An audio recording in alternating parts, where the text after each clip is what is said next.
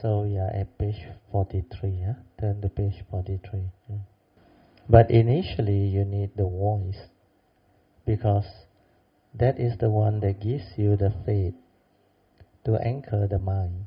So this one, last Thursday, I think we were discussing about Mahayana chanting. So that's why here I say, initially you still need the chanting voice, because that is the one that can give them the faith to anchor the mind. So with the faith and the virya, you chant and chant and chant until one day you come to realize the chanting is gone, no more. Then that chanting appears by itself in the brain, or somewhere up here, I remember, at the back. Then sometimes you may go somewhere. The moment the chanting starts, your awareness is with it already. It could be a chanting from the temple or somebody chanting. Then initially you can follow it via verbalizing it from inside. So the Mandarin chanting is Amitabha. Amitofo, Amitofo, Amitofo. So this one will revibrate. Then as you chant with awareness, mindfulness, and the faith, Sada and Virya, you will develop stability of sati. And later on, like the object of meditation, you don't need it anymore. The chanting can go on its own, without holding on to anything. Then the awareness and the chanting as one. Then the form and mind will realize that there is no one inside there chanting. It's just a dependent originating sati within that is aware of all this. And you can also use your own voice to make it stronger if you want. But if you have the stability of mindfulness already, the voice doesn't come out anymore. It is from inside your nature, which is just awareness. And the thing as one. So it's just the awareness and the vibration as one. Then later on, no more chanting from outside. The inside will chant by itself because you have developed it. Then the faith has manifested. You are connected. Then the awareness is always there. Then in whatever condition the mind is, in that state of samadhi, because the chanting has developed the spiritual faculty of sati and samadhi. That's how they can see things as they are and develop the wisdom, so that the 5 spiritual faculties are all there. The faith is also very strong. It's also very important, because with the faith, the virya will arise. And if every day you do those chanting, like a religious routine, your sati will stabilize. Then for the Mahayana, almost every day they are chanting, mindful and aware of whatever they do. That's how they develop the stability of sati and sada, the faith. So you have your morning chanting, your evening chanting, sometimes full moon and new moon chanting. And you also have all the various other type of chanting, like the 7-day chanting, chanchi, the 10-day chanting, the 9 days, and the 30 days. So they continuously develop this spiritual faculty, just like what you all did during the recent Kuan Yin retreat in Cameron Highland. I think some of the Kayamita went up. And because of the continuous chanting, that's the reason why some of you, like Sister Adeline, her mindfulness just arise, because she did it continuously. Do you understand? She already tried to stabilize her sati before she went for the retreat, while at Rayong, Thailand, Ajahn Ananda, Wat Machap. She could do it because she was very determined, and she also has the faith and the virya. She was ready when she was at the recent retreat. This was the reason why she benefited so much while at this retreat. The word extra word actually also can at her this retreat, but the English not so good. She knew that daily mindfulness was very important, and most of the time she and those who have gone through it, like Brother Song, they are aware and mindful throughout the day most of the time. That's what cultivation is all about. As long as you are not heedful, which means ever mindful to cultivate noble eightfold path, you are as if dead. For according to Dhammapada verse 21, the heedless are as if dead. That's why you must train your mind until you are ever mindful most of the time, so that you are heedful in the midst of life. Otherwise, you are as if dead. So this is Dhammapada verse 21. Dhammapada verse 21 say the heedless are as if dead. So you can't maintain heedfulness throughout the day while under training.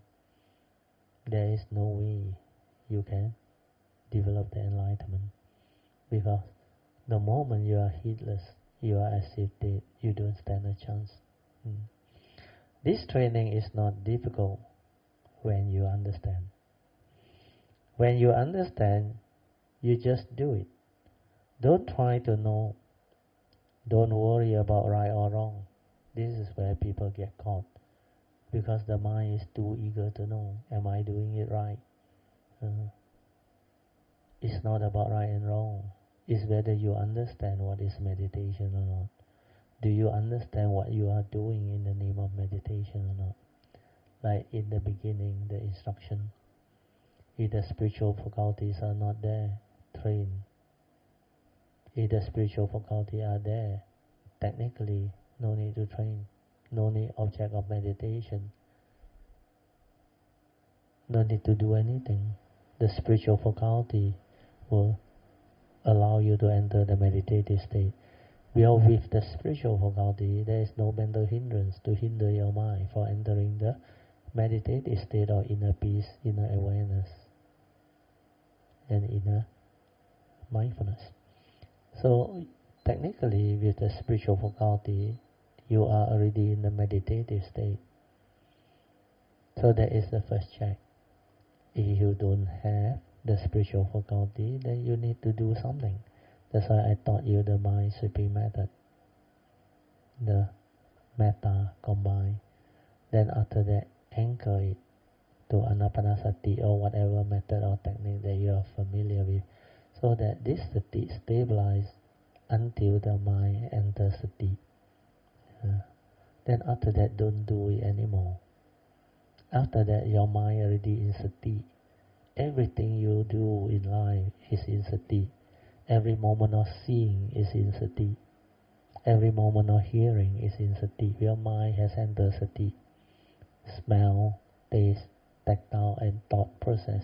That's why there is clarity, there is sensitivity, there is understanding, because your sati has become very stable. Then when you develop clear comprehension, the four types of clear comprehension, your sati becomes samasati, it will not go wrong. The clear comprehension is to prevent you from using your sati wrongly.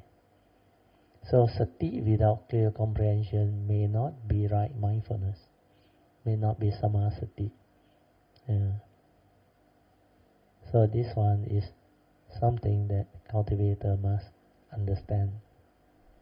Then I read on. Don't try to know. Don't worry about right or wrong. Every time the thought wants to know, you should inquire, am I doing it right? Who is trying to be right? The thought is trying to be right. It is too eager to know. So when you understand this, you will know how to straighten your view.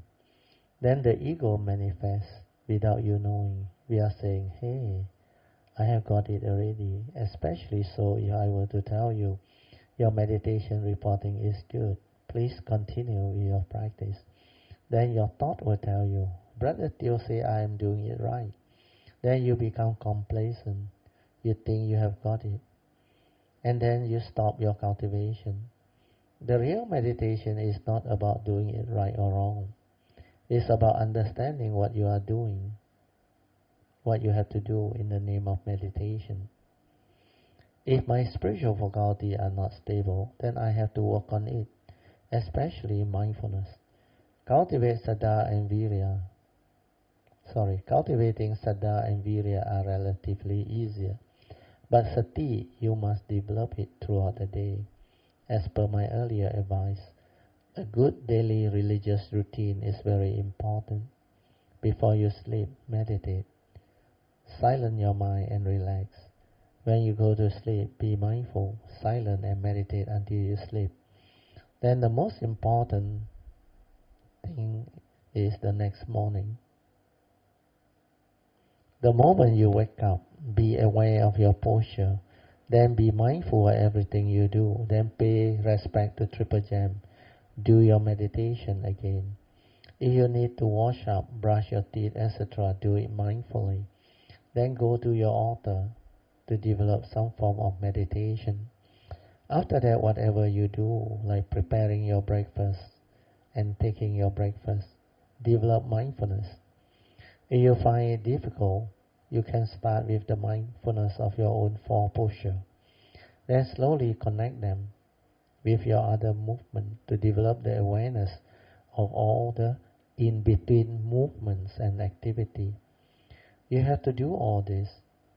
Before you go out of the house, pay respect Triple Gem and have faith. Every time you pay respect with your palm, there is this energy that goes to your heart. Initially, your heart area has to open up first. because if your heart is not sensitive, I realize that it is not easy to cultivate, because you cannot be mindful from there. When you are not able to open up your heart, you will not be sensitive to detect energy. You can't even be aware of your heart area.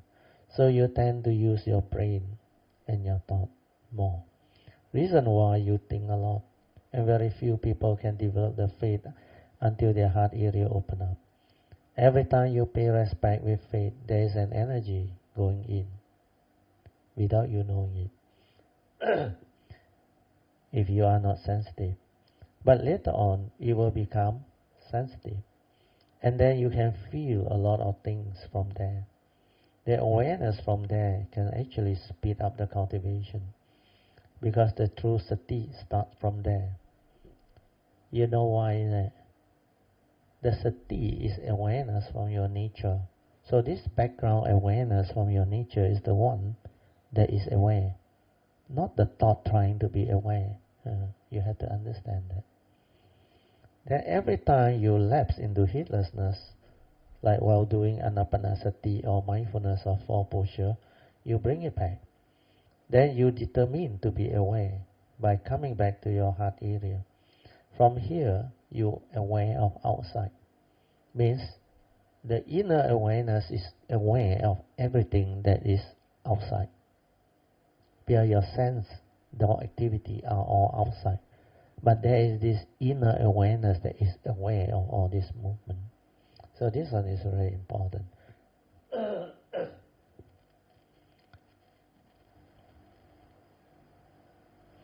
If you train it this way, sooner or later, one day, you will come to realize that your mind is different now. You can every time from inside develop awareness of outside. Everything you do from inside the heart area, you aware. You can see and trace back via recollection of mind. Then all this daily religious routine, whether you are working or doing your own daily chores for housewife.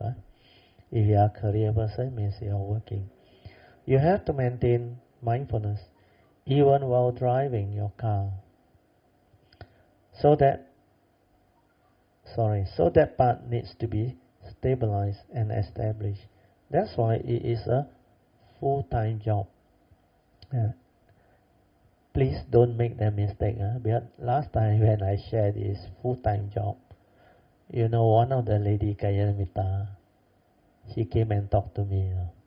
Say, brother, your full-time job means I must retire. I cannot work. No, full-time means full-time meditating while working. That is full-time job. Means meditation become your full-time career or your important job duty that you have to do. Then only she understand. At first she come and relate the problem. I still cannot afford to retire. I still have to be responsible for many things. I still got car installment, house installment. Then I still need to pay for my living expenses. At times support the family, the parents and all these things. I say, don't worry. You can have your job and yet you can do it. Then there is another Kayamita. She was so conditioned. She liked to go retreat. You can say she is a retreat queen. And every year, you know what she do or not? She will only work for 6 months. She worked for 6 months. Then for 6 months, she will go for retreat and all those things. So what happened was, she later on heard somebody told her about my session, my class. Then she attended my class. Then when I was sharing the Dhamma about meditation, she asked me the question, she said, Bratio, is retreat important? I said, depends. You understand what you are doing in the retreat, then it's useful, important. But you don't understand, to me, you're wasting your time. She was so annoyed, She said, how can you say wasting my time? Then I say, you are willing to listen. She said, okay. So I asked her. I said, how many retreats have you gone? Oh, she said, many. I said, okay. How do you find the retreat? He said, initially, take a while to settle down. After I settle down, my mind very calm. I feel very good. He said, every time I got problem, I go for retreat. Then I said, you already answer the question yourself. Every time you got problem, you go for retreat. Why? Because after you come out of retreat, you are not mindful. You are heedless almost throughout the day. That's why you have problem. Because you didn't develop wisdom. You didn't know what the cultivation is. Then only I start to explain to her about Dhammapada verse 21, 22, 23. Then only she start to know, wow, that one cultivation. Daily mindfulness, everything. He thought, sit. Fantastic meditation.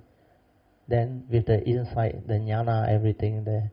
At times people tell her, you got what jnana, so she thought she already what level. But when I mentioned that when you are out of the retreat, how long can you retain your peacefulness, your calmness? He said sometimes for about a few days, sometimes for about a week.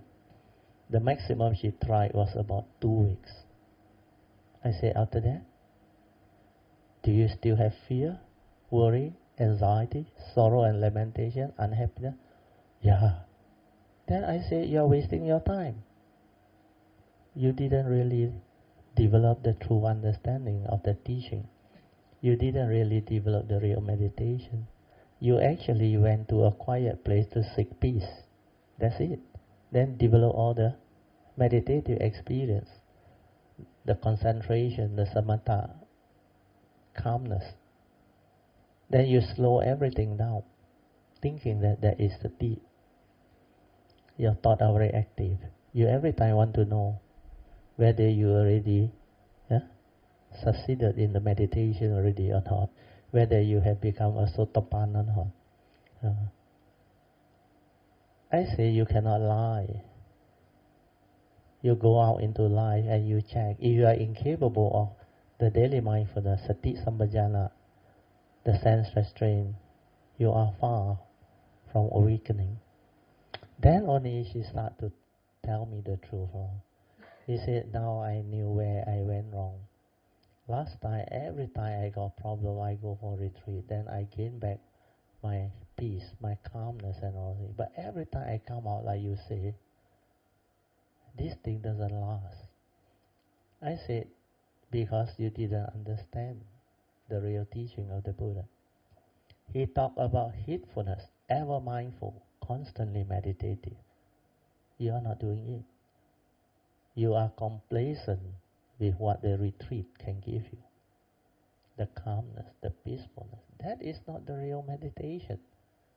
The real meditation is sati sampajana. That's why you have the four foundations of mindfulness. It's not concentration.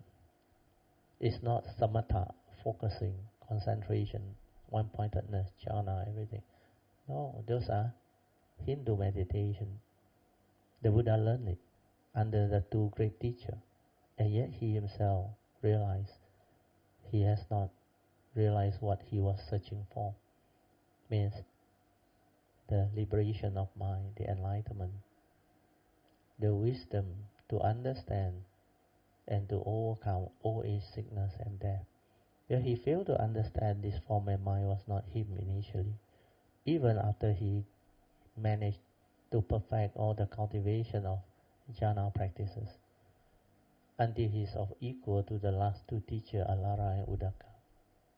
He also perfected the 7 and the 8 jhana, but still he is not enlightened. That's why he was invited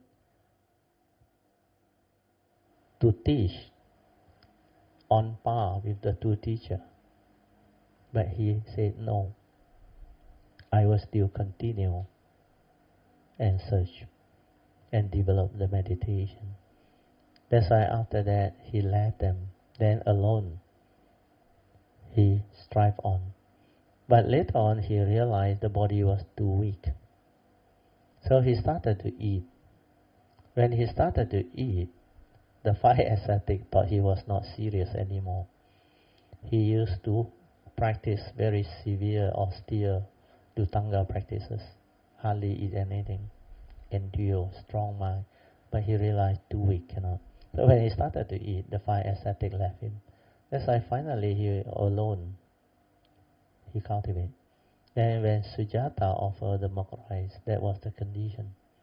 Then the sign came, then he knew he's destined for enlightenment underneath the Bodhi tree. That's why he made that vow. A very strong vow, is it? Not until he realized enlightenment, he will not arise from that seat, is it? Even to the extent of the the blood, everything dry up, also he will not arise. So that night, he realized the full enlightenment because condition fall into place and he was ready. Then when he connect back to his nature, he inherited everything, his perfection, 10 perfection, from his spiritual nature. Then he became the Sammasa Buddha. You know the 3 bodies of the Buddha? You heard of the 3 bodies, Trikaya. Yeah? First is the functional body, Nimana Kaya. You heard of this or not? How many of you haven't heard of this? Nobody put up hand, so no need to explain. So that's why you must put out your hand. Okay, I'll try to explain.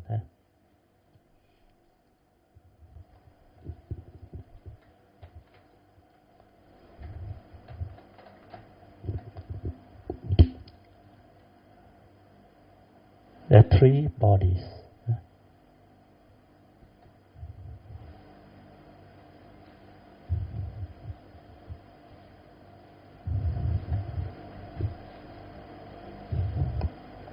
So these 3 bodies of the Buddha is also recorded in the Theravada Sutra. First body, they call it the Nimana Kaya. Not Nirvana, Nimaya. Nimana.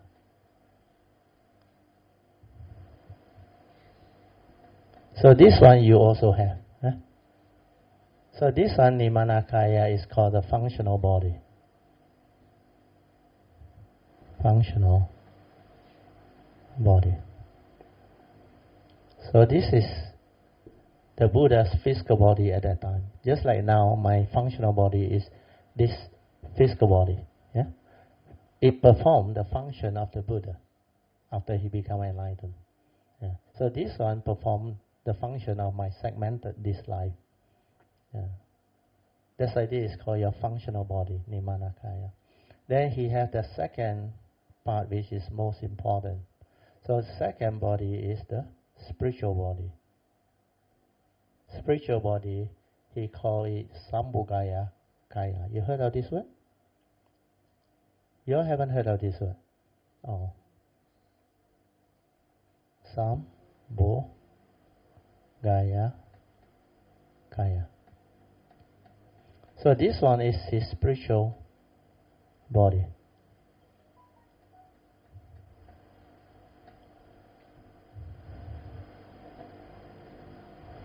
So this one is different from the spiritual nature. Huh? The spiritual nature is that one that is up there in nature, in the midst of nature. So when underneath the Bodhi tree, when he meditates, he connects all this understanding that he has from his past cultivation and perfection, they come back to him through the gateway. That's why within the enlightenment, this Sambhogaya Kaya, the spiritual body, the spiritual understanding, the essence of his perfection cultivation, the perfection of all the 10 paramita, all come back to him. So he has this spiritual body. Yeah. So when the functional body together with the spiritual body, they combine, they transform into the third body. So this one, after they combine, they transform into the third body. You know what is the third body or not? You should know that. Huh? Ah, very good. Dhammakaya. The Dhamma body. That's why he is the Buddha that teaches the Dhamma. So this Dhamma body, Dhammakaya, is the one that teaches the Dhamma. Before the Sambhogaya come in, he cannot. The functional body without the spiritual body, he cannot be called the Dhammakaya. But when this one combine, it becomes the Dhammakaya. But for us, we must understand this Sambhogaya Kaya, unless you have finished your perfection, yours is not the Buddha type of Sambhogaya Kaya. Yours is just ordinary spiritual inheritance. Like this segmented life of mind you call brother Theo. The functional body came during birth until now. Okay? Then 1989, when it connect, I inherited this, the spiritual understanding from my past cultivation, from my spiritual nature. Then after that, I realized a lot of things I never learned this life, my functional body understand. Because this one came. It's just like the Sammasambuddha. Before the Sambhogaya Kaya come, he cannot teach. He doesn't have the full understanding of the Dhamma. But the moment he realized this, then he realized this Nimanakaya is not him. Do you understand? This one is the 5 aggregate of form and mind. The first aspect, the functional body. This one is dependent originating, condition arising, causal phenomena. That's why when he realized this one is not real, this one is just a karmically conditioned form and mind for him to come to this existential world, to do his duty, to cultivate, to live life, to experience everything, and do what he wants to do, even fulfilling his prediction and vow. His problem is no more. Because when he realized this is not him, The reason why he left the palace, you remember the first three? He has problem with old age, sickness and death. Where he said all the happiness, the wealth, everything that the father gave him with the 4 palace over the 4 seasons got no more meaning. Because towards the end he realized, I have a problem. I cannot overcome old age, sickness and death. This was his problem. That's why he saw the 4th sign, the samana, the monk, the holy cultivator. He decided to go that way to seek the truth. Then when he realized this is not him, he straight away free. That's why he know all age, sickness and death pertain to this Nimanakaya, the functional body. It's not him. That's why he know. He know you, he know me. This is karmically conditioned. And this is not a permanent, unchanging entity. How can you say it's me? It goes the way of nature. It tends to suffering. If it's me, I can tell this body, don't get old, don't get sick, and don't die. But because it's not me, it's anatta, non-self, not a permanent, unchanging entity that you can hold on to, cling on to, grasp onto and say, this is me, this is I. Therefore, he free. He liberated.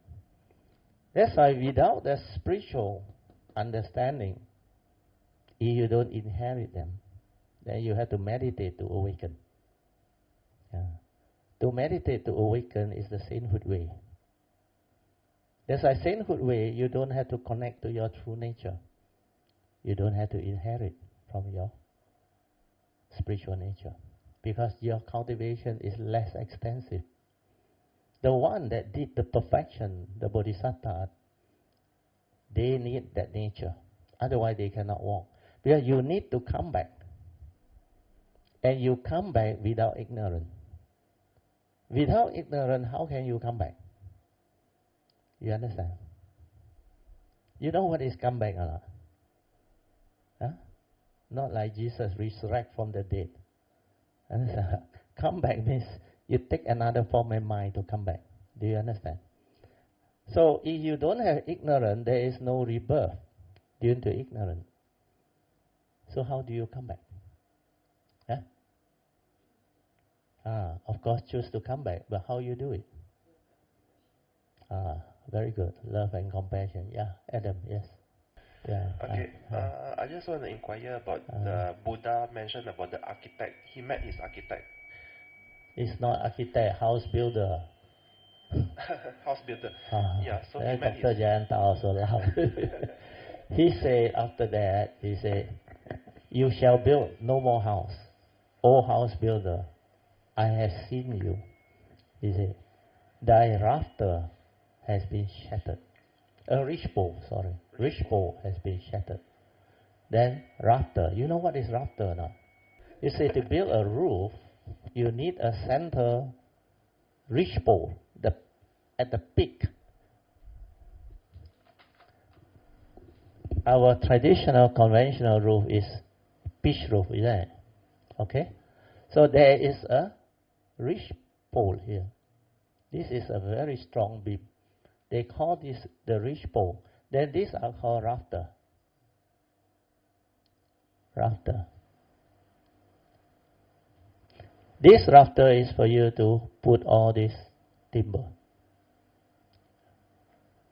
So all these timber are spaced at certain intervals so that your tiles can go on it. You understand?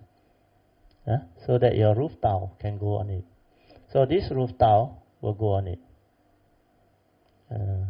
There's at the bottom piece, sorry. This one is on top. So all these are the roof tile. So he said, thy ridgepole has been shattered. Rafter dismantled. That's why he said, thou shalt build no more house. Then he said, this is my last birth. That's how he became enlightened. It's in the poem, Paean of Joy, in the chanting book. My question is, which part of Buddha, when he met his, the builder or the... He didn't meet the builder. It's just what they use word to describe that thing. Understand? What type of speech? Figure of speech. You think people build your body? The law of karma condition your form and mind out. But to him, it's like a house. You know why your body is a house? But it houses you. It houses the consciousness and the nature. So this is the house. Does the house belong to you? Definitely it doesn't belong to you. Yeah. That's why he awakened. If house don't belong to me, if the house get destroyed or fall sick, get old and collapse, got problem or not? No problem with that. Then, like the car, beyond economical repair, what you do? You still want to repair. Too expensive, not economical. So what you do? Change over to a new car. Understand? Provided you have the money. And you know what is money? In the spiritual world, it's spiritual wealth. That's why you don't have the spiritual wealth, your good karma and all those things. You know what car you drive or not? Volkswagen. Walking one. No car. Then your DNA all in bad shape one when you come. Because you don't take care of karma, you understand? Then I explain what Pamasri just now mentioned. Where I asked you how you come, if you got no more ignorance. That's how the Bodhisattva come. That's how the great beings come. You have to have love and compassion. You need a mind to come. Do you understand? But if this mind is without ignorance, it cannot take normal rebirth. Do you understand? So you need a pure mind, born of love and compassion. But pure mind without ignorance, the law of karma don't want you. You understand? Your karmic nature, there also no use. You see, you don't have avijja. You're supposed to finish. Arahant. You're not supposed to come. So you know how the Bodhisattva did it? They purposely make a vow for them to come back. That's why the 4 basic vows of the Bodhisattva, the first one is what? You vow to save the limitless living being. That is love. That is compassion. Born of love and compassion, I vow to save. Then the law of karma said, like that can. Like that, we will give you a form and mind. You come. But that rebirth consciousness is without avijja. That's why when I was young, I remember 1 year old to 5, 6 years old, I got no thought on. Very innocent one. You know, my father, my mother told me, it's very easy to look after me. I seldom talk one. Until my grandmother thought I am dumb. Then I very innocent one. I saw my own photo when I was 2 years old. My father took me to a studio and all that. Then I knew that pure mind. That's why when it comes, it is that pure state. It is love and compassion, the pure mind. And Huineng is even more fantastic. You know what happened? When he comes, he don't have the mundane mind. His mundane mind already collapsed. Most people, even all the great beings, most of them, you have to develop the affinity and the condition to come into contact with the Dhamma, or through your vow, like what I taught you all, cultivating the Bodhisattva way, all those vows and the special understanding, how to break your karmic obstruction from the triple gem from all beings, then how to develop the understanding of the essential Dhamma, so that life after life, whenever you choose to come, you will have this understanding. Then cultivate affinity or the great being for them to bless you, protect you, and guide you. So all this will be there. There all the understanding about the 3 right views with regards to the law of karma, law of mind, and law of Dhamma or truth. So all this, when it's in place, it will give rise to causes and conditions where you have planted the Bodhi mind, the Bodhi seed, so deeply with such faith, understanding. The faith and the understanding will drive you. It will nurture that Bodhi seed. into a Bodhi mind that will arise and give you all the condition to move. Then you will understand the Dhamma. You will meet with teacher, the guide. When the student is ready, the guide, the teacher will come. Condition will come. For my case, the book come, the teacher come, the guide come, everything come. Most of them, I don't know them. Everyone that came, I don't know them. Then after that thing happen, you will know how to cultivate and you will know how to connect. Then after you connect, for my case, I was lucky because at the age of 35, I met all my teachers, including the last one, that I don't really need to see him already. But after 1989, my understanding of the Dhamma is there. But he came because of a purpose, because I have my vow, very powerful. That's why he came and showed me the gateway.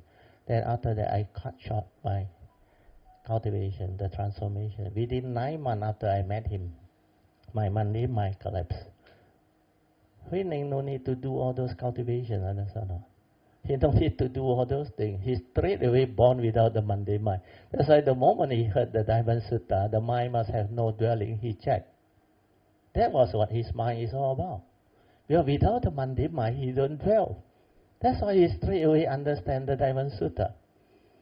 Then he told that merchant, because the merchant also feel funny. He said, this is a very profound Mahayana Sutta. How come you can understand? Because he was asking the merchant who chanted the Diamond Sutta, what is it that you are chanting? He said, the Diamond Sutta. He said, what is this Diamond Sutta? There is one sentence, a stanza, when you chant that the mind must have no dwelling, I came to great awakening, he said, because my mind was already like that. Then this merchant looked at him, no. He said, you must be gifted. He said, who are you? He said, I'm an illiterate. I didn't even go to school. Then he looked at him, no, more amazed. No. He said, I received this teaching from the fifth patriarch. What is his name? Hong Mei. Hong Ren. Hong Ren. Then he said, where is this monk? How can I see him? Oh, he said, you have to travel quite far. Then he said, I still got a mother to take care of those things, maybe later. But the merchant said, no, I take care of your mother. I sponsor your trip. So everything was ready for him. That's why he went. And he became the sixth patriarch after that. So all this is great beings, they come in different way. That's why I salute Hui Ning. He is a real, very exceptional one. He is really very good. And his 3 hallmarks of his teaching, no thought, 无念, 无相, 无住, no thought, no mark, then no dwelling. No thought already so powerful. That's why he teach meditation. He don't want you to waste time on thought-based meditation. He take you direct to the silent mind. Straight to the state of no thought. That is your true nature. If you don't realize this, you cannot start your meditation. Where he talk about the higher path, the Bodhisattva way. Understand? That's why he said, don't waste time. So he straight away take you to the state of no thought. And no thought is your true mind, your silent mind. When you are in sati, when you stabilize until mind enters sati, you don't have thought. When you are aware, you cannot think. You only think when you are not aware. So that's why his no thought is so powerful. Then after that, he realized no mark of a self-cultivating, no mark of living beings. Then no mark of Dhamma, no mark of life, exactly like the Heart Sutta. In true emptiness, all this doesn't exist. Then after that, for people who has the mundane mind collapse already, then only you can reach the 3rd hallmark of his cultivation. The mind must have no dwelling. It doesn't dwell anymore. It's constantly aware, ever mindful. There is only specific phenomenal awareness and spacious awareness. it is a completely different mind. And this mind already understood no thought, no mark. That's why it doesn't dwell. It doesn't cling. It doesn't hold on to anything, where there is no more delusion. So this is the reason why winning is exceptional. Yeah? And today you got condition, that's why I share the three bodies, the trikaya of the Buddha. Yeah? So first one is functional body, yeah? Nimana kaya. Second is the spiritual body, yeah? Sambhukaya kaya. Then these two combined, transform it into Dhammakaya. That's why he is the Buddha, teaching the Dhamma. That is the Dhammakaya. The Dhammakaya is the combination of that Nibbana Kaya with the spiritual understanding. Yeah. You need to understand one more thing. The karmic nature, the moment you are born, like the Buddha under the fifth contemplation, he said, we are all born our karma, heir to our karma, conditioned and supported by our karma, and we are what we are because of our karma. You straight away inherit from the karmic nature, good and bad. Okay? So if you don't take care of karma, what you inherit could be rubbish. Yeah, you get into big trouble. That's why most people suffer a lot. Yeah. I saw the list, Sri Ansen now, HABA. Wow, 60 old people with problem. That one is just 70 something. That one is just minor problem here and there. I tell you, mental problem hasn't gone in. So, without Dhamma, life is not easy, I tell you. You don't take for granted. You are actually very blessed. Count your own blessing. Have contentment, have joy. Then, gratitude towards your own good karma in the past. But when it comes to spiritual nature, not so fast, understand? Spiritual nature, not everybody has. You have to wait for condition to arise in certain life, especially Buddha Sasana now. Then you cultivate, you perfect yourself. Then after that, you accumulate that, understand or not? You can actually store that perfection or cultivation there. But within one sasana, how much can you cultivate? Then after the sasana gone, you lost again. Which means your spiritual nature hardly got time to build up. Understand? That's why only great beings who go that way, they build it up. And it becomes different. Then when you reach very advanced stage of cultivation of the Bodhisattva way, they say there are 10 stages of Bodhisattvahood training, the 10 grounds of Bodhisattvahood. You have to reach at least stage 7 or 8. Then only guarantee. And very stable up there. Then the good life, everything. So what happens is, even if you have accumulated the spiritual nature, whenever you come, or you choose to come, your form and mind, you need to have the condition to connect, cultivate. Then connect to your nature, then only you start to inherit. But the trouble is, my last teacher told me, most people by the time they connect to the gateway, they are already 80 and above. So how much time do you have? Not much time. That's why this life I was lucky, because of that vow, he came. And I shortened my cultivation by at least 10 to 15 years. That's why I connect straight away, and within 9 months, the Monday mind collapsed. And I inherited everything. Yeah. That's why after that, my nature become very different, very different. So this is how all these things can happen, okay?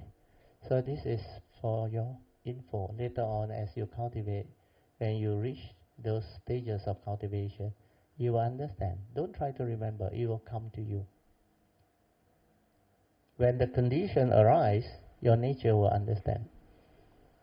Before that, don't try to understand, where the thought cannot understand. Okay? Yeah. So that part needs to be stabilized and established. That's why it's a full-time job. I used to use this word, but it doesn't mean that you have to retire from your work. Full-time job here means to meditate full-time.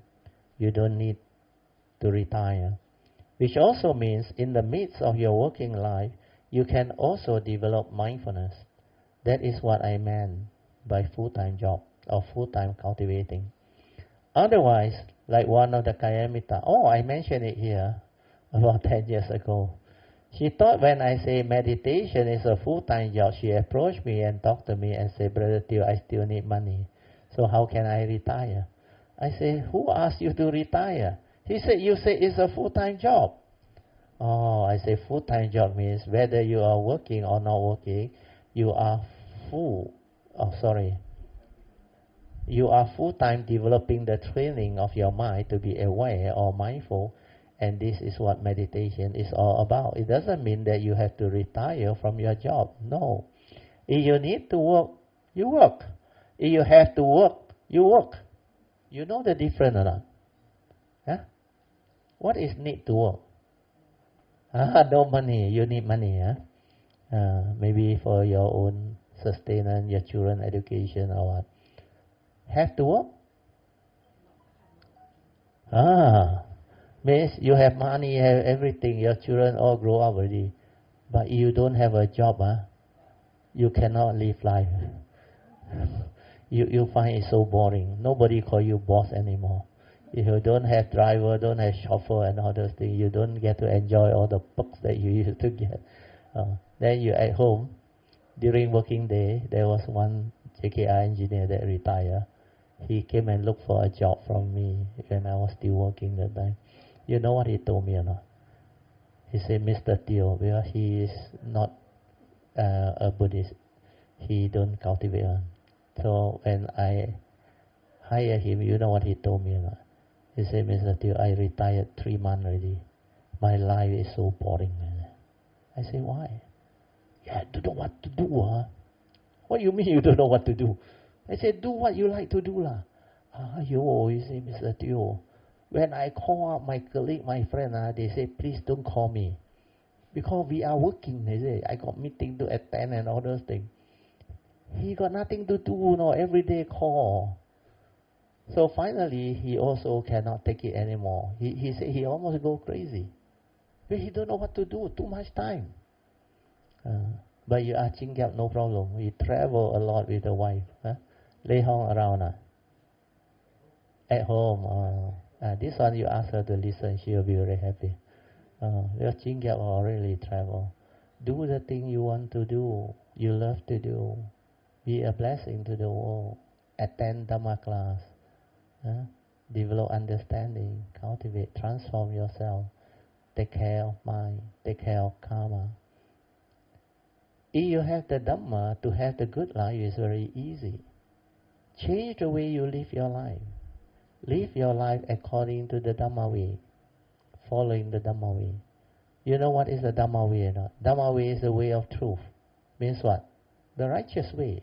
That's why if you live your life in accordance with the Dhamma way, is the righteous way, following nature's law, you will take care of karma, where you heed the advice of the Buddha to avoid all evil.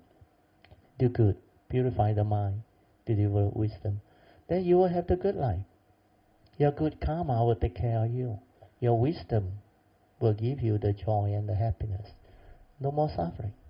That's why the Dhamma way is so wonderful and is given to you free, the only free lunch. Out of love and compassion for living beings, the Buddha gave all this free. That's why the world is really blessed under this asana. And for those who understand, they have a lot of gratitude towards the Buddha for giving the world what the world needs. But a lot of people never understand all these things, and they don't cherish it. They say, free thing, how can it be good? Where they have this selfish thought. They never give things to people. So if you don't know how to appreciate the teaching, cherish this teaching, you will get to lose them all. When you talk to them about Dhamma, to help them understand life and free their mind and solve their problem, when they are in the midst of suffering, they listen. After they recover, they forget about the Dhamma again. They go back to their same old way. A lot of people are doing that. And as doctors, I think Dr. Janta know, when they suffer that time, anything also cannot. They will listen to you. They willing to pay. But the Dhamma we no need to pay. They don't know how to use. Understand or not? And they get themselves afflicted, get into trouble, then only they want to change. But when they want to change, they want shortcut. They think, see a good doctor, get the right medication, pay the money, then problem solved. The law of karma is not like that. Without the Dhamma, you don't know how to ask for forgiveness. You don't know how to go about turning your life around. You will get into big trouble, I tell you, no matter what you do. Because all that you do is not the Dhamma way, through delusion. So a lot of people suffer without knowing that they are suffering. So the Four Noble Truths is like the essence of the Buddha's teaching. And this is like the secret of life. When you understand the Four Noble Truths, you understand life. Then you know how to live life. Then you know how to develop the true change to live the proper life. Then your life will change for the better. Then you will get to experience all of the beauty and wonders of life. That's how the Dhamma can help people, help living beings. So have this understanding and don't neglect your life. Try to understand this teaching. Then when the moment you understand, you become different. You will never do all those things again. You will never be heedless again. You will go all out to train your mind. Okay, then I read on. It doesn't mean that you have to retire from your job. No, if you need to work, you work. If you have to work, you work. This one I explained earlier. If you can afford not to work, then it's your decision. You can either semi-retire or retire. But whatever you do, whether retire, semi-retire or working, you can still cultivate. Cultivation is about developing continuous mindfulness or awareness. And this is what real cultivation is all about. So develop the understanding so that you are clear. Then your focus is there. By doing that, you won't get lost again. Otherwise, this question keep on coming up. But it is from the thought. The thought wants to know whether I am doing it right or not. It has nothing to do with right or wrong. It's like if you want to learn something, take for example cooking or whatever. You can read up the theory, but as long as you don't try it out, the actual cooking is all theory, not much use. Do you understand? If once a while you cook, then you ask people to try to taste it, and you ask, does it taste good? If they say yes, then you will know you have done it already. Then you will become complacent, and then you write down the formula through knowledge.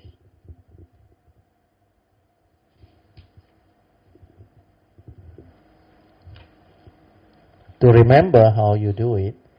That is not a skillful cook. A skillful cook doesn't need anything. That manual only serves as an initial guide, and he knows that all those things that are mentioned in the book are based on assumption, because all these are just guidelines. It's not rigid and ultimate, because everywhere the source of those ingredients, they are different. The cucumber, the onion, the vegetable you buy, the oil you use, all these ingredients may come from different places, and they are bound to be different. Do you understand? And the way you understand the instruction is also very important. That's why everybody will cook it differently. But if you are a skillful cook, you don't need to rely on the manual. You smell, you see, then you will know how to start the cooking already. You will know how to buy the ingredient and try it out. Then after a while, they will understand how much salt to put, or depending on where you get the vegetable, etc., then how you cook, depending on your skill. That is the understanding part. You don't become rigid. You don't become knowledge-based or thought-based. Otherwise, you go and argue with others. We are saying the manual say cook like that. Then you argue, huh? Do you know? Why you go and put so much of this and that? Even though the same brand, sometimes the quality may not be the same. Do you understand? That's why you may buy from different batches, the different type of product. But for the person who cook, the moment he smells them, he know. He will know already. This is not the one they used to have. That's why your skill and your understanding will make the difference. So when you have all this understanding, you are not gullible. Especially cook now, when they have ingredients that are not fresh, straight away they know. This one cannot throw away. Because no point. For us, we don't know. Hey, this one shop sell one, no. Some more expensive one, no. But people look for the quality, they know. I got one cousin from China, really China born on. He worked in a cigarette factory from rank and file, manufacture cigarette on, until now, the fully automated. You know, one day, how much cigarette that factory produce or not? At that time when I visited him, one day was 25 million stick. That is a normal shift, no? Not overtime. Then for him, I say, any cigarette you bring to him from wherever is manufactured, he just have to hold the cigarette and pass through his nose. He will know where the ingredient come from and whether this is stale cigarette or fresh cigarette or manufactured how long already. And he tell me, if you are a smoker, take this advice from him.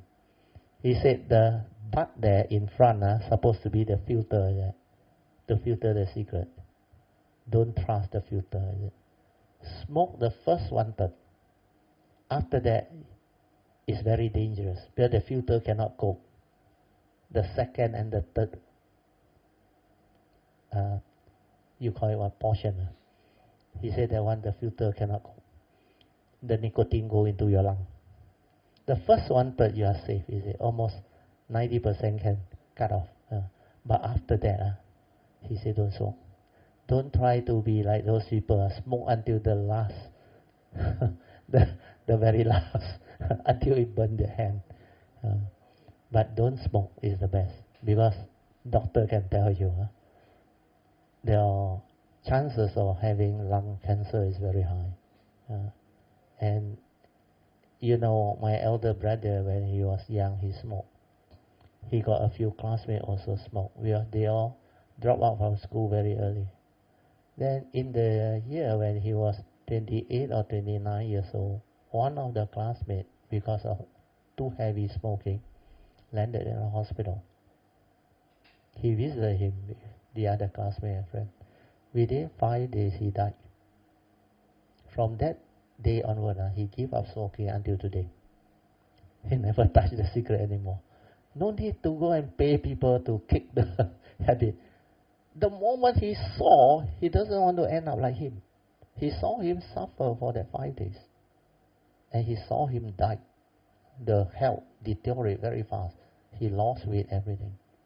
That's why the best way to learn is to see it like meditation and awaken. If you see already someone tidak apa, not awakened, not frightened, the best of luck to you. Means you never learn. You think only other people kena, you don't kena. This is like Four Noble Truths, no? You see suffering, and yet you allow it to torment you and make you so miserable. And you still blame people, no? That guy, otherwise I won't be like that. I won't be aggressive one. I won't say all those things. I won't hit out at people. You didn't even know that the evil roots are so strong. And you somehow want to blame people. The Buddha already said the evil roots are root of all evil, make you evil, cause your karmic downfall. And your life depends on karma. No? That's why people who don't have the Dhamma don't see this. They dare to do. They dare to break their precepts. They dare to be heedless.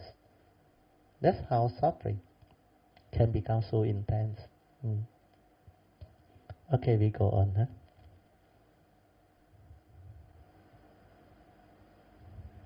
We are on page 49.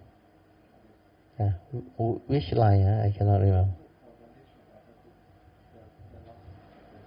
Huh? The last sentence earlier. Oh, okay. Then we continue. Huh? Okay. Instead, you observe and you understand. Then you try it out. The trying it out is very important. You must do it until it becomes a part of you. Until you become very skillful. Until you don't need anything to guide you anymore. It is like the object of meditation. Initially, is a skillful means to assist you to train, to anchor the mind. After that, if you still use it, you cannot progress. That's why all these objects of meditation, later on, you must relinquish them. Even the chanting, you have to relinquish. So that the awareness within is always there. That's why there is no one to chant. The awareness is with the chanting as one. Nobody behind. It's the same for anapanasati. You develop it until very subtle breathing, until all the very subtle breathing all cease. Then you don't need to do it anymore because your mind already enters sati. Do you understand? Maybe I give you this analogy, you understand. How many of you don't know how to swim? If you don't know how to swim, the first thing you do is what? Hold on to a float, isn't it? Correct. So the float will help you float, then very easy to swim, isn't it? So that is what meditation object is all about, isn't it? A skillful means to help you anchor your mind. So this one is to help you float. So what you do? As long as you hold on to that float, do you know how to swim? The real swimming, you will never learn. Do you understand? But if you understand that the natural state of the body is buoyancy, you are lighter than water, then why must you learn how to float? Do you understand? Because you are lighter than water. So what you do? You allow your body to sink down. Trust. Then as it sinks down, it will hit the up thrust, will balance your buoyancy weight. Then this up thrust will push your body up. Then because you are lighter than body, about 5 to 10% of your body is above water. Then you realize, to float, I don't need to learn. I don't need to do anything. Because my natural body is buoyancy. If you know that, then you know how to swim. To swim is just to move your leg and your hand. That's why swimming becomes easy. And that was what I learned. I saw everybody tell me, no need to worry on. You go in, it will float on. Then when I did it for the first time, I had so much joy. When the buoyancy force pushed my body up, then I realized that is exactly what meditation is all about. Because the original state of mind is already the meditative state. Do you understand? Then why you want to learn to be aware? Try to be aware, doing all those funny things. If you learn how to float, means what? You are struggling in the water to try to float yourself up. Do you realize? Every time your head deep down, you panic and you struggle. And that type of swimming is very difficult, isn't it? A lot of struggling, isn't it? But if you know the natural body is lighter than water, the natural tendency is buoyancy, then you just don't do anything, it will float. Then you swim by moving your leg and your hand. Meditation is the same. The natural state of mind is already the meditative state. So don't think, understand? When you think, when you do all those funny noting and all those things, you are stirring up the thought. Do you understand? You are making yourself not peaceful. So why can't you just relax away? Don't do anything. Then allow the thought to settle down. Then the natural state of mind will come back. Because all these thoughts are not intrinsic within your true mind, your true nature. That's why without thought, you already aware. No need to learn to be aware. Just make sure the thought doesn't arise. But to do this, you need understanding, wisdom. You need to understand this, like swimming. Then you dare to just relax, silent, don't do anything. The conditioning of most people is what? To meditate, there must be a meditator in it. So who is a meditator? The thought is a meditator. So the thought must do, isn't it? In the name of meditation. But when the thought do, what happens? Thought is active. When thought is active, how can you be aware? You are doing the total opposite, contradicting yourself. That's why you cannot develop the meditative state. And you don't even know about the Buddha's teaching, the five mental hindrances, how they come about. Because you lack the spiritual faculty. So when you understand all this, meditation becomes very easy. Spiritual faculty is there, no more mental hindrance. Then I can just relax, silent, straight away I go into the meditative state. I don't even need method and technique. I don't even need anything to hold on to, like the float.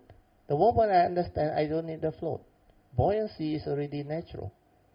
Sati is natural. The moment I am aware without thought, the awareness is already there. So all these are the understanding. That's why meditation needs to be done with understanding. I will read on. When there was very subtle breathing also cease, then no need to do anything because your mind already enters sati. During that time, whatever you see, you are in sati. Whatever you smell, taste, or tactily feel, you are in sati. So that mind is different.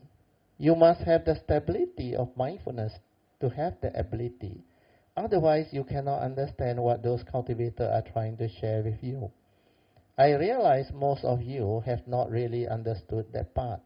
That's the reason why you all keep getting caught in the vicious cycle, trapped inside there due to your old habitual thinking. You are too eager to know. That was what happened to Sister Padmasuri last time. But now she is already different. She no longer has that problem. Too eager to progress may also be a problem because it's like one become very anxious, want to have the progress but cannot. Then insight said, wow, I tried so hard. I did so much, but still not there yet. To awaken, you cannot have this type of craving inside your mind. Do you understand? The thought that has the craving to progress, to be awakened, is a craving. So it cannot happen because to awaken, the appropriate condition has to unfold. That's why you just do diligently, sincerely, with faith, and don't try to know.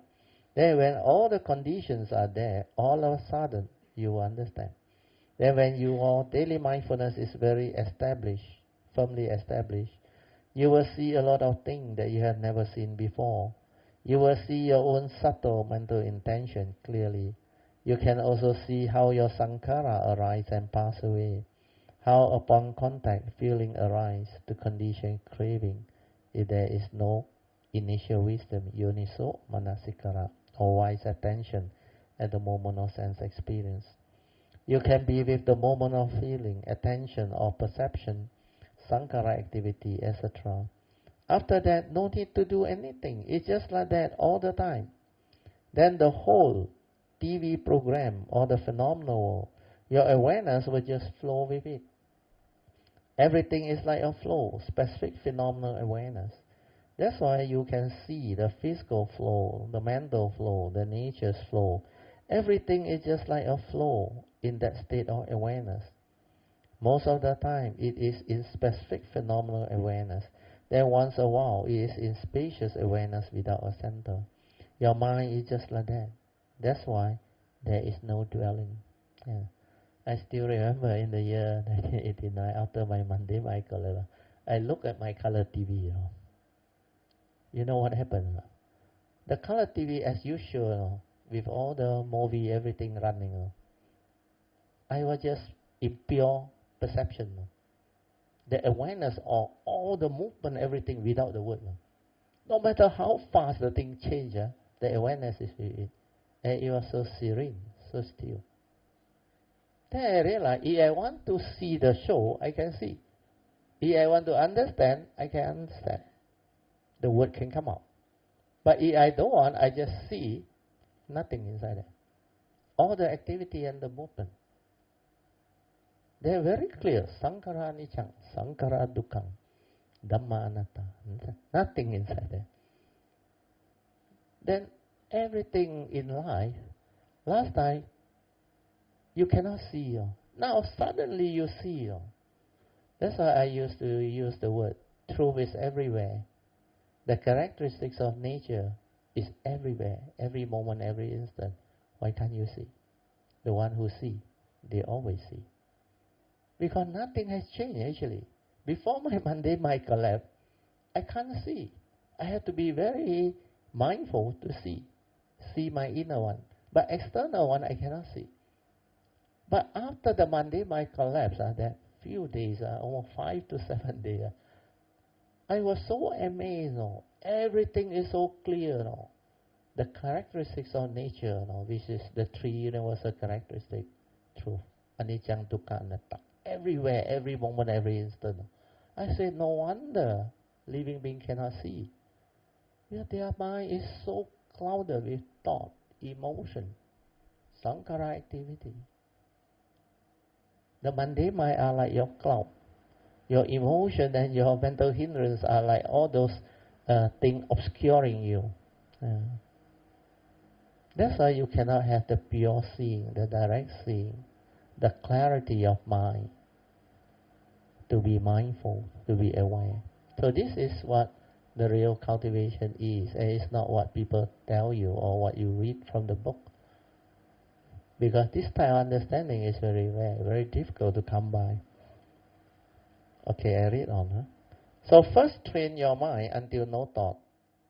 If this no thought state also you cannot arise, it means you are still not ready to develop the meditation as yet, because you have yet to realize your true mind, the silent mind. When you are most of the time aware, ever mindful, it means most of the time you are without thought. Now you understand the correlation. Why you need to meditate until your mind enters sati. You understand? When your mind enters sati, it cannot think. True or not? There's no thought. Then in the midst of life, daily mindfulness, you are fully aware, ever mindful. That's why specific phenomenal awareness is also without thought. Spacious awareness also without thought. So most of the time you are without thought. Avijja paccaya sankhara hardly arise. You only need to arise when you need to live life. You need to do something. So because of that, this first training to realize no thought is very important. But it must be a free mind, not a conditioned mind with energy field and all those things. A free mind with wisdom and understanding can just be aware like that. No need to concentrate, focus, or use anything to hold the mind. That first training is the most important. You can't even hit that. You cannot be ever mindful. Heedfulness can never be there. That's why daily mindfulness is very important. You have to develop it. So the formal meditation is just to train your mind. After that, it's still a lot of work to do. But if you understand, it's not difficult. Very easy. Can be done. That's why you must have the faith. Yeah. Okay, the alarm sound. So we stop here, page 51. If you really want to progress, you should read this book. This book has a lot of very good pointer towards understanding meditation. Then when you understand pariyatti, you will know how to put it into practice, and you will know how to cultivate it accordingly, and you will progress very fast. Without this understanding, most people, I realize, they do meditation in inverted comma without understanding what they are doing in the name of meditation. But they don't even know what is the real meditation as taught by the Buddha. They straight away become gullible. They start by going after all the method, technique, and the teacher. Then what do? Every day they do the same thing. They note. If they don't note, they don't do all this so-called meditation, they say they are not meditating. That is not meditation. Meditation is about training your mind to be heedful, to be aware, to be ever mindful in the midst of life. If you cannot develop that state in the formal meditation, do you think you stand a chance when you come out into the open in society? You don't stand a chance. Why? When you are in the midst of life in society, your senses are fully engaged. Do you understand? You have to see, you have to hear, you have to smell, you have to taste, you have to tactile feel and think. When these are active, how can you silence? In the retreat, when most of the senses are down, you also cannot enter the meditative state of sati. Mind cannot enter sati. You think you have a chance when you come out? That's why the training is needed in formal meditation in retreat. But this is just to prepare you until your mind enters sati. Then develop the initial wisdom. Step 2, listen to the Dhamma, reflect, contemplate until the understanding yoniso manasikara come out. Then only your daily mindfulness can stabilize. Without yoniso manasikara, the initial wisdom, you will stir your mind. Every moment of sense experience, when you see something, hear something, smell, taste, tactile, or feel, or think, your mind reacts, stir, because of wrong view. Because you don't have yoniso manasikara. Well, when you have yoniso manasikara, this wisdom will come and prompt you at the moment of sense experience. When you see something, he is the way he is. Stop. That is what the second right effort is all about. Prevent the unwholesome thought from arising. The right effort to prevent it from. So without this yoniso manasikara, you cannot deal with sense experience. Then when you understand, it will prompt you. You are not deceived, not deluded. That's why you don't stir your mind anymore. You can accept them for what they are. The world is the world. Condition like that, things will be like that. I'm at peace. And then you realize your mind become more and more peaceful, more and more quiet, more and more moment of mindfulness, awareness, space between thought. Then your mindfulness become natural. You realize when avijja is reduced, sankhara also reduce. That's why the initial wisdom is very important. So avijja sutta very specific. Have Dhamma friend so that you got condition to listen to the Dhamma. Then first turning, second turning wisdom, it will give you the step 4, which is yoniso manasikara. But before step 4 come out, will all these Dhamma stand up to investigation. Your faith in the Buddha Dhamma and the Sangha is very, very stable. That's why faith, step 3 come. Then step 4, yoniso manasikara, technically you are home. When you have that, your daily mindfulness, step 5 will come. Then you only need to develop clear comprehension. Then after that, sense restraint, step 6. Then the 3 way of right conduct. You are already enlightened after that. At least Sotapan or Sakadagami. Then 4 foundation of mindfulness become very easy. You will breeze through. But when your daily mindfulness and your initial wisdom is there, you can understand the 4 foundation of mindfulness very easily. And you can do it. Then the 7th factor of enlightenment keep on arising. That's how the step 9 arise. Then step 10 is enlightenment in the here and the now. So all this will complete the Avijja Sutta, 10 step, sequence to enlightenment. So all this is not difficult. Yeah. Especially Yoniso Manasikara is not difficult. I already given the talk at SJBA, recorded and video some more. You go and listen. Then write down the note and make sure you cultivate them. And you will transform. Yeah. Because I already told you, all Kalyana have minimum the first 3 steps. True or not? Dhamma friend you have. Listening to the Dhamma, you have the classes. Now you got website. Then, faith in the Buddha Dhamma Sangha, all of you, most of you have. So what you lack is Yoniso Manasikara. And most people have Yoniso Manasikara. The only thing is you are not serious. Then you didn't use that as a base to cultivate your daily mindfulness. Where in the formal meditation you didn't meditate until your mind enters sati. That's why you cannot have that daily mindfulness, the religious routine. You have to do it. Then all this can come. And it's very easy, especially now, to awaken because the sasana is still there. Okay? So we stop now. We rejoice. Sadhu, sadhu, sadhu.